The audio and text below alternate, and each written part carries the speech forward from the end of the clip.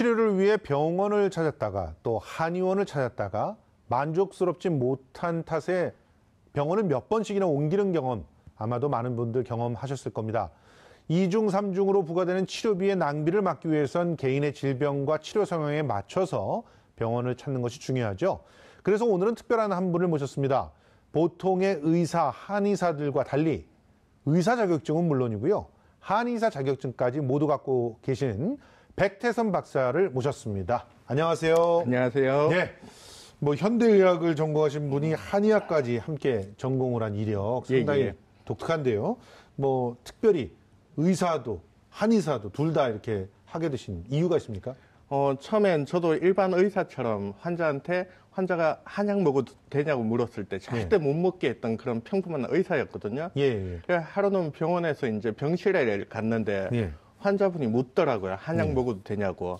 그래서 안 된다고 이 큰 병원에 와서 뭔 한약을 드시느냐 절대 안 됩니다 했다가 며칠 지나고 나서 같은 병실에 갔는데 그 환자가 마치 죄 지은 것처럼 숨어서 몰래 한약을 먹고 있는 거예요. 그래서 그거 보면서 제 느낌이 어땠냐면 내가 먹지 말라고 안 먹을 사람이 아니구나.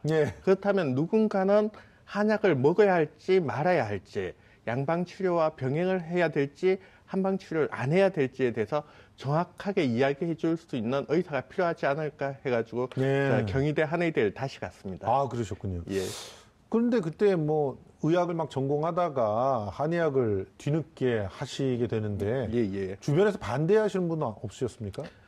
물론 가족들 같은 경우에도 그냥 편안하게 의사생활을 하지 왜 또 한의대를 가려고 하느냐부터 해가지고 제 동료와 의사 친구들 같은 경우에는 왜 너 같은 애가 뭐 그런 구닥다리 한방을 한다든지 아니면 돌팔이가 되려고 하느냐 할 정도로 좀 과격하게 이야기하는 친구들도 많았습니다.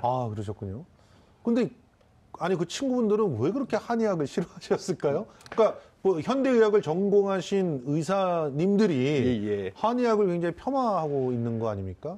사실 한의학에서 어떤 그 환자를 대하는 문제도 있지만 무엇보다도 제가 보기에는 의사들이 한의학을 이해하지 못하는 부분에 크다고 봅니다. 예를 들어가지고 제가 이제 의사 친구들 만나면 꼭 하는 질문 중에 하나가 우리 현대의학이 우리 인체에 대해서 몇 프로나 알 것 같으냐 물어보면 대부분 50% 이하라고 이야기하거든요.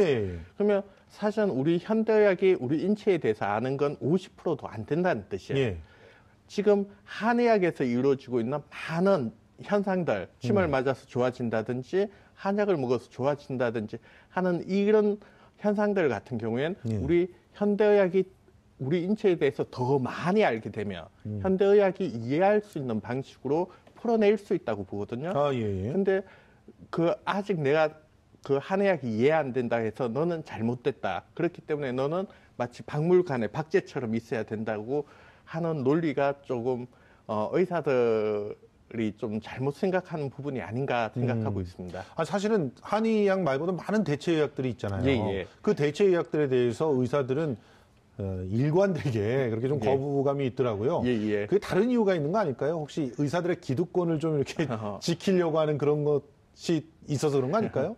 사실은 의사들 같은 경우에는 좀 아픈 병자를 대상으로 하다 보니까 정확한 데이터가 없으면 잘 믿으려고 들질 않아요. 예를 들어서 이 건강식품이나 이런 대체의학이 효과가 뛰어나다면 그걸 증명만 된다면 얼마든지 수용을 해줄 수 있는데 실제 증명이란 과정으로 들어가면 대부분 아닌 경우가 많고 또 대부분이 또 과장을 많이 하세요. 마치 만병통치약인 것처럼 그렇게 하다 보니까 의사들이 거기에 대해서 좀 네거티브하게 생각하는 면이 있습니다.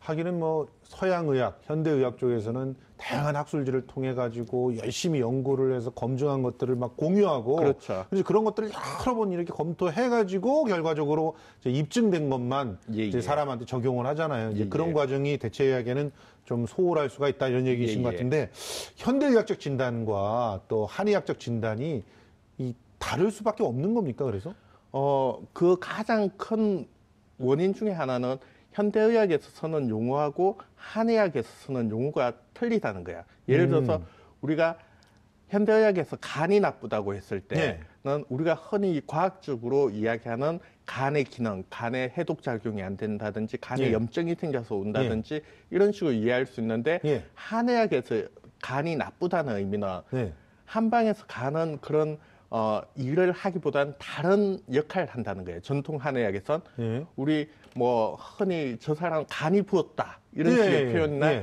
이런 것들은 전통 한의학적 개념이거든요. 예를 들어서 우리가 스트레스를 받으면 간이 나빠진다 하지 않습니까? 근데 현대의학적으로는 전혀 간하고 스트레스하고는 상관이 없어요. 예를 들어서 우리가 스트레스를 받아서 술을 많이 마셔가지고 간은 나빠질 수 있지만 정신적인 스트레스를 받아서는 간이 나빠지지 않거든요. 그래서 한의학에서 이야기하는 간이라는 부분은 어찌 보면 현대의학과는 전혀 다른 개념의 간이라고 볼 수 있습니다. 그러면 물리적인 그 간을 말하는 게 아니에요? 물리적으로 그 현실적인 간은 똑같은 간인데 그 기능에 있어서 현대의학에서 이야기하는 간은 현대 과학이 밝혀냈던 뭐 그 해독 작용을 한다든지 대사 작용을 한다든지 그런 개념인데 반해서 한의학적인 간의 기능은 소설 작용이라 해서 우리 몸의 흐름을 좋게 하는 게 간의 역할이라고 봤어요. 그렇군요. 그러니까 흐름을 좋지 못하게 하는 그런 스트레스 같은 것들이 간을 무리한 그런 그 부작용을 갖다 주게끔 한다. 이런 식으로 해석을 한다는 거군요. 그 한의학에서는. 그러다 보니까 당연히 간을 치료하는 약들이 대부분 그런 스트레스하고 관련 있는 약이라 볼 수 있습니다. 스트레스를 줄이는 게 간을 치료하는 거다. 그러니까 발상의 전환인데 기본적으로 이렇게 치료를 위한 접근 방식이 다른 거 아니에요? 근데 각각의 장단점이 있습니까? 일반적으로 이제 현대의학 같은 경우에는 병을 치료하는 데 있어가지고 이 우리가 병변, 문제가 되는 부분을 제거해 줌으로 해서 우리 인체가 정상적으로 기능을 돌아간다는 입장인데 반해서 한의학적인 치료 같은 경우에는 우리 몸에 깨어진 밸런스를 잡아주면 우리 몸이 저절로 치료된다고 봤어요. 그러다 보니까 현대의학 같은 경우에 그 병변을 제거하는 공격적인 치료를 하는데 반해서 한의학은 우리 몸의 밸런스를 맞춰주고 우리 몸의 자체 그 회복력을 높여주는 우리 흔히 이야기하는 보약이라든지 보법이 더 많이 치료에 활용되고 있다고 볼 수 있습니다. 그러니까 뭐 예를 들어서 어디 염증이 생겼다. 그러면 서양의학에서는 그 염증을 째서 걷어내고 뭐 그래서 겉으로 염증이 안 나타나게 하는데 초점을 맞추는데 한의학에서는 그 염증이 왜 생겼는지를 알아서 저절로 없어지게끔 하는 그런 방법을 취한다는 말씀이시죠? 그렇죠. 그 염증 자체가 생기게 된 건 그 부위의 문제라기보다는 전체적으로 우리 몸의 밸런스가 깨져서 오는 현상으로 보습니다. 그래서 가장 약한 어떤 곳으로 그게 집중돼가지고 나타난 거. 그렇죠. 그렇게 보시는 거군요. 자, 그런 관점에서 보시다 보니까 뭐 우리 저 서민들이 뭐 병원에 갔다가 또 한의원에 갔다가 여기서 마음에 안 들면 이쪽으로 갔다가 저기서 마음에 안 들면 또 이쪽으로 갔다가 이런 이중 지출에 대해서 굉장히 그 일정한 기준을 세울 수 있는 방법을 또 강연으로도 준비하고 그러셨다면서요? 강연이라 하면 좀 딱딱하니까 사실 제가 경험했던 걸 말씀드리면 하루는 제 그 현대의학을 전공하고 있는 심장내과 의사가 저한테 전화가 온 거야. 환자 중에 한의원에서 심장이 약하다 해서 자기한테 온다는 거야. 그러면 본인은 이제 환자가 그렇다니까 심장 초음파도 하고 피검사도 하고 여러 가지 검사를 하는데 해보면 다 정상이 나오더라고요. 그래서 이 친구가 그러면 도대체 한의사는 무엇을 가지고 심장이 약하다고 하느냐. 와서 좀 그 레지던트 앞에서 강의를 좀 해달라. 그래가지고 간 적이 있거든요.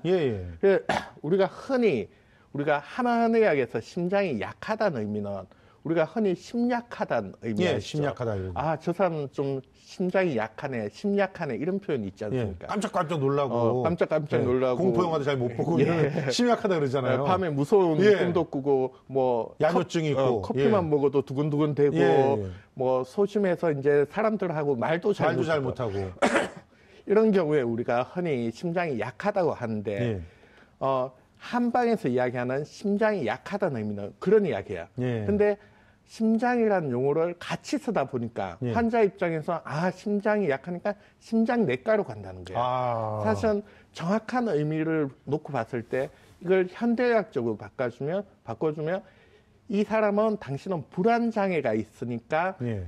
우리 마음, 정신을 치료하는 정신과로 가서 치료를 받으세요. 오히려 이런 의미인데 예. 같은 심장이라는 표현을 쓰다 보니까 예. 환자는 심장내과를 간다는 거야. 아하. 그러다 보니까 환자가 그런 많은 검사비를 낸다든지 예. 아니면 우리 보험 재정에서 지출된다든지 예. 해서 이런 이중적인 의료비 지출이 많은 게 현실이거든요. 예. 그러면은 기본적으로 그 문제를 해결하기 위해서는 한방과 양방의 언어를 좀 이렇게 좀 잘 번역이 되게끔 해주면 되지 않을까요? 예. 근데 그게 사실 조금 어려운 부분이 있는 예. 게 뭐냐면 웬만큼 좀 비슷하면 어떻게 맞춰보겠는데. 그렇겠죠. 철학이 다르니까 이게. 예. 우리가 흔히 이야기하는 간, 앞에서도 이야기한 간이라든지 우리 흔히 비위가 약하다. 비위 약하다. 예. 그런 표현을 쓰지 않습니까? 비위가 약하면 우리 소화기가 나쁘다는데 사실은 우리 그 현대의학에서 비장은 그런 소화기하고 관련이 없는 곳이야. 그렇죠. 면역계거든요. 예. 근데 한의학에서 이야기하는 비장은 이게 소화가 흡수하고 우리가 흡수한 물질을 옮겨주고 이런 소화기 계통이거든요. 예. 그래서 어찌 보면 한방에서 이야기하는 비장은 그 현대의학적으로 봤을 때 간에 더 가까워요. 아하. 그 기능면에서. 예. 근데 이런 용어 차이가 너무 극심하다 보니까 예. 또 우리가 일상적인 언어 속에서 우리가 쓰는 용어들 있지 않습니까? 예. 뭐 아까 간이 부었다, 예. 뭐 심장이 쪼그라들었다 이런 여러 가지 표현들 자체가 사실 한의학에 기반을 두다 보니까 이게 한방과 양방이 또 어설프게 섞여 있는 경향이 있어요. 그렇군요. 예를 들어서 만약에 한의학에서 간을 치료하는 약이 현대의학적으로 봤을 때 간염을 치료하는 약이거나 담낭염을 치료하는 약하고는 전혀 별개의 약이거든요. 그렇겠죠. 예를 들어서 동의보감에 이 한약제는 간을 치료합니다. 이러면 사실은 그게 대표적인 의미는 이 약은 스트레스 질환에 쓰는 약입니다. 이런 의미인데 지금 인터넷이나 이런 데 보면 건강정보에 보면 동의보감에서 간을 치료한 약이기 때문에 현대의학에서 간염을 치료한다. 이런 식의 1대1로 그 대응하는 경우가 있는데 이렇게 어설프게 섞였을 경우에 이건 한의학도 아니고 현대의학도 아니고 이런 식의 오류들이 많이 생긴다는 거죠. 그런데 우리가 실제로 그냥 인터넷에서 떠도는 정보, 뭐 동의보감에 대한 그냥 직역한 내용들을 보면 완전히 오해하기가 쉽겠네요. 그러다 보니까 이제 현대의학과 한의학을 잘 병행하는 그런 치료가 좋은 거 아니냐 이런 얘기들도 있잖아요. 사실은 저 같은 경우에 이제 의사면서 한의사다 보니까 환자들 보다 보면 이 병은 현대의학으로 치료해야 돼. 아니면 이 병 같은 경우엔 현대의학으로는 절대 치료가 안 돼. 어떤 경우엔 같이 치료하는 게 도움이 된다는 경우도 있거든요. 근데 이게 사실은 다 케이스마다 틀리고 그리고 문제는 뭐냐면 현대의학 자체가 사실은 우리 그 인체를 치료하는 데 있어서 100% 환자한테 만족을 준다면 한의학이나 대체의학 같은 경우에는 설 자리가 없겠죠. 그렇죠. 근데 보통은 제가 보기엔 70% 정도 만족을 주고 나면 나머지 30%에 대해서 환자들이 스스로 이제 찾고 한의학을 찾는다든지 대체의학을 찾고 그러는데 거기에 대해서 조금 전문적인 가이드가 필요하지 않나 생각하고 있습니다. 그런 거를 우리 백 선생님께서 생각을 하고 계시는 건데, 자, 현대의학이든 한의학이든 환자의 질병을 치료하는 게 그 목적이잖아요. 그렇다면은 뭐 일단 좋은 병원을 찾아서 좋은 의사를 만나야 되지 않을까 하는 생각이 드는데, 그런 그 상황을 어떻게 하면은 좀 도와줄 수 있을까요? 일단은 요즘 보면 사람들이 무조건 큰 병원을 선호하지 않습니까? 그렇죠. 근데 사실 큰 병원에 가면 많은 시간을 기다려야 되고 또 들어갔을 때 금방 또 진료가 짧게 해야지 그만큼 많은 환자를 볼 수 있으니까 사실 의사 입장에선 환자를 파악할 수가 없습니다. 사실 그렇겠네요. 그러다 보니까 어쩔 수 없이 과도한 검사를 하게 되고 거기에 따라서 이제 환자 입장에선 과도한 의료비 지출이 이어지기 때문에 제일 좋은 방법은 환자와 의사가 대화를 충분히 나눌 수 있는 그리고 자기가 믿을 수 있는 의사가 제일 좋은 의사라 할 수 있습니다. 아, 그러면 차라리 동네 병원이 훨씬 더 낫겠네요. 그렇죠. 단골인 동네 병원. 예, 예. 그래서 나를 뭐 예를 들어서 할아버지 때부터 잘 알고 있는 어떤 의사 예, 이런 예. 분이 있다면 굉장히 친절하게 그 현명한 그런 어떤 치료법을 알려줄 수가 있겠네요. 그렇죠. 보통 그 큰 병원에 가면 뭐 간단하게 물어보고 바로 약으로 이어지는데 그렇죠. 그렇게 충분한 대화가 이어지면 예. 생활 속에서의 어떤 처방이라든지 그런 것도 가능하기 때문에 그렇습니다. 예, 좀 여유 있게 대화를 나눌 수 있는 의사가 제일 좋은 의사가 아닌가 생각합니다. 예. 하긴 제 친구 한의사가 있는데 절 보면 약 쓸 생각하지 말고 운동부터 하라고 맨날 하는데요. 아, 예. 그 말의 뜻을 조금 더 이해를 할 수 있게 된 것 같습니다. 예. 현대의학 혹은 한의학을 필요로 하는 환자들에게 좀 당부하고 싶으신 말씀이 있다면 정리를 좀 해주시죠. 예. 우리가 병을 치료하는 데 있어가지고 예. 가장 중요한 건 의사만 치료한다고 생각하면 안 됩니다. 예. 항상 치료에 있어서 가장 중요한 주체는 환자 본인이고 예. 의사는 도와주는 입장이거든요. 아, 예. 근데 현대인들 보면 너무 바쁘다 보니까 병원 아예 의사 예. 아니면 약, 예. 주사에 맡기고 본인은 과로를 한다든지 무리를 한다는 거야. 예. 그래서 동의보감에 보면 삼불치라 해가지고 예.